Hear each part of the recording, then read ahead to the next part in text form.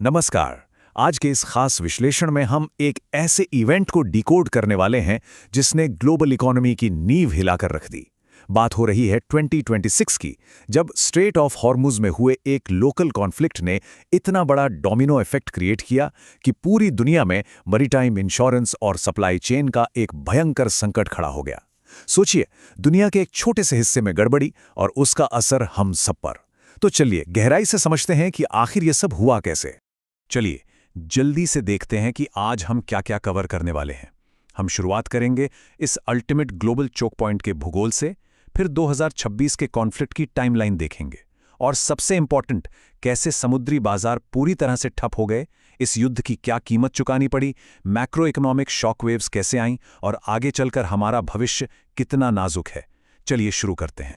तो शुरुआत करते हैं हमारे पहले पॉइंट से, the ultimate global choke point. आखिर इसकी ज्योग्राफी और अहमियत इतनी ज्यादा क्यों है? ओमान और ईरान के बीच का ये स्ट्रेट ऑफ हॉर्मुज, सच कहूं तो एक बेहद ही संकरा रास्ता है। अपने सबसे पतले हिस्से में ये सिर्फ 30 मील चौड़ा है। ये पर्शियन गल्फ को गल्फ ऑफ ओमान से जोड़ता है। अब इस छोटे से एरिया में 8 बड़े आइलैंड्स हैं, और मजे की बात यह है कि इनमें से 7 पर ईरान का कंट्रोल है। ये खास ज्योग्राफी ही अपने आप में इस जगह को दुनिया के सबसे क्रिटिकल और रणनीतिक चोक पॉइंट्स में से एक बना देती है। अब जरा इस नंबर पे गौर कीजिए, 2 करोड़ 10 लाख। 2022 के फिगर्स बताते हैं कि हर दिन, जी हां, हर एक दिन इतने बैरल तेल इस महज 30 मील चौड़े रास्ते से गुजरता था। ये पूरी दुनिया की टोटल पेट्रोलियम लिक्विड्स खपत का लगभग 21% है। और सबसे ज्यादा चौंकाने वाली बात यह है कि इसमें से 82% क्रूड ऑयल सीधा एशियाई बाजारों की तरफ जाता था। तो बेसिकली अगर ये रास्ता ब्लॉक होता है तो समझिए ग्लोबल एनर्जी सप्लाई की नस ही दब जाएगी। और यही हुआ हमारे अगले फेज में, 2026 का कॉन्फ्लिक्ट। देखते हैं कि ये विवाद आखिर इतनी तेजी से कैसे बढ़ा। हालात यहां बहुत तेजी से बिगड़े।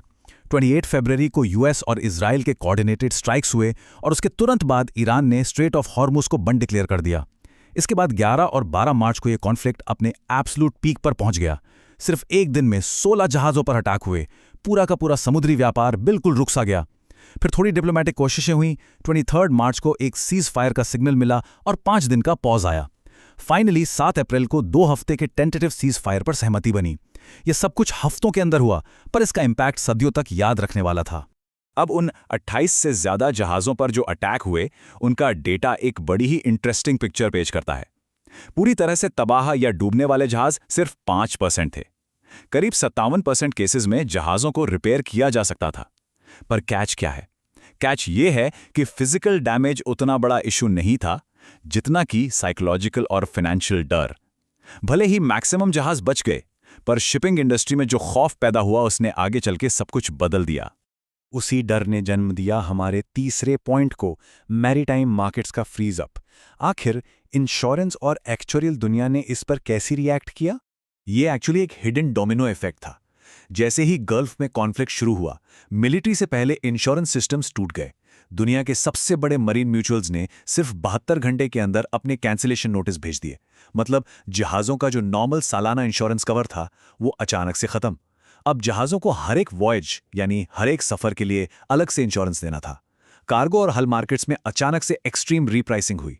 बेसिकली रिस्क को कैलकुलेट करने का पूरा गेम ही बदल चुका था। और इस बदले हुए गेम का जमीनी असर कैसा था, वो बिल्कुल साफ है। मार्च 26 में जहाज़ों की आवाजाही ऐसी गिरी जैसे किसी ने स्विच ऑफ कर दिया हो। 22 मार्च वाले हफ्ते तक इस रूट पर सिर्फ 16 जहाज AIS रडार पर दिखे। एक ऐसा रास्ता जहां आमतौर पर जहाज़ों की लंबी कतारें लगी रहती हैं, वहां बिल्कुल सन्नाटा छा गया। इंश्योरेंस ना होने और अटैक्स के डर से कमर्शियल मूवमेंट करीब करीब पूरी तरह फ्रीज हो चुका था। तो इस सन्नाटे की कीमत क्या थी? चलिए चलते हैं पार्ट 4 पर, युद्ध की कीमत और आसमान छूते प्रीमियम। जरा इन नंबर्स पर ध्यान दीजिए। कॉन्फ्लिक्ट से पहले मान लीजिए एक $10 करोड़ के जहाज को वहां से गुजरना है। उसका वॉर रिस्क प्रीमियम होता था लगभग 0.10%, यानी करीब $2.5 लाख। पर मार्च 2026 में यही प्रीमियम जंप करके 2 से 3% हो गया। मतलब उसी एक ट्रिप के लिए अब 2.5 लाख नहीं, बल्कि $3,75,000 से लेकर $30 लाख तक का पेमेंट। ये 1000% से भी ज्यादा का इंक्रीमेंट था। कोई भी नॉर्मल बिजनेस इसे इतनी आसानी से नहीं झेल सकता था। और ये स्पाइक इतना मैसिव था कि इसने बाकी सब खर्चों को पीछे छोड़ दिया।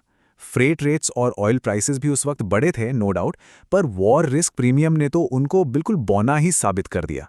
रातों रात शिपिंग इंडस्ट्री की इकोनॉमी पूरी तरह पलट चुकी थी।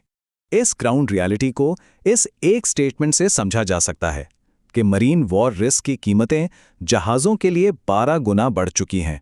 एक 25 करोड़ डॉलर के जहाज़ के लिए लगभग 75 लाख डॉलर का प्रीमियम। शिप ओनर्स के पास तो जैसे कोई ऑप्शन ही नहीं बचा था। या तो इस एस्ट्रोनॉमिकल रेट पर इंश्योरेंस करवाओ या फिर बिना इंश्योरेंस के उस वॉर जोन में जहाज ले जाने का रिस्क उठाओ, जो कि ऑब्वियसली कोई नहीं करने वाला था। अब इस सबका ग्लोबल इकोनॉमी पे क्या असर पड़ा? हमारा 5वां सेक्शन है मैक्रो इकोनॉमिक शॉकवेव। जब जहाज रुकेंगे तो सीधी सी बात है कि इकोनॉमी हिलेगी। 2026 के सेकंड क्वार्टर में ग्लोबल जीडीपी में एनुअलाइज्ड 2.9% का भारी ड्रॉप आया। पर याद है, हमने शुरू में बात की थी कि हॉर्मूज का 84% तेल एशिया जाता है। इसीलिए सबसे तगड़ा झटका एशियाई देशों को लगा, जहां जीडीपी 4.5% तक गिर गई। अमेरिका को भी 1.8% का ड्रॉप झेलना पड़ा। ये साफ दिखाता है कि हमारी दुनिया की इकोनॉमीज एक दूसरे के साथ कितने गहरे ढंग से जुड़ी हुई हैं। एक के बाद एक सारे डोमिनोज गिरते चले गए।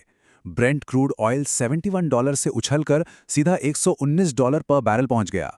IEA यानी इंटरनेशनल एनर्जी एजेंसी ने अपना ऐतिहासिक 40 करोड़ बैरल का रिजर्व मार्केट में उतार दिया, पर वो भी सिर्फ 20 दिन की हॉर्मुज सप्लाई के बराबर था।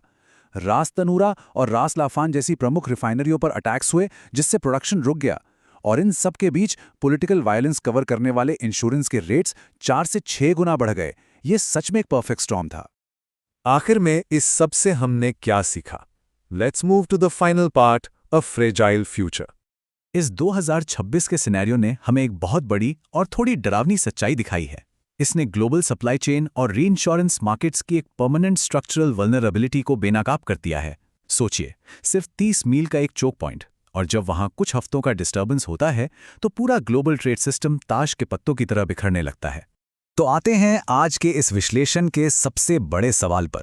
अगर महज कुछ ही हफ्ते के एक टेम्पररी क्लोजर ने ग्लोबल जीडीपी से 2.9% साफ कर दिया, तो एक परमानेंट डिसरप्शन के खिलाफ हमारी ये ग्लोबल सप्लाई चेन आखिर कितनी मजबूत है? क्या हमारी सबसे जरूरी मैरीटाइम लाइफलाइंस सच में सुरक्षित हैं? ये एक ऐसा सवाल है जिस पर हम सबको गंभीरता से सोचना चाहिए। आज के इस विश्लेषण में बस इतना ही। जुड़े रहने के लिए शुक्रिया।